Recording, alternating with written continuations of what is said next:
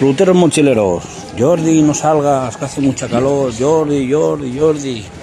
El Jordi ha salido, el Jordi está fresquito y el Jordi lo está gozando. Aquí tenéis Cala Margarida, sitio de paso, un baño e irse. Es más, no tengo ni toalla. Me he pegado al baño, me he comido un sándwich y continúo. 5 de la tarde. Así que nada, una ruta de unos 20-22 kilómetros, un buen bañito, disfrutar de esta maravilla. Eso sí, aquí no todo es piedras y jarros.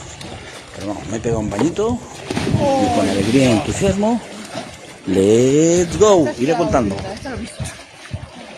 Bueno, más o menos se podría decir.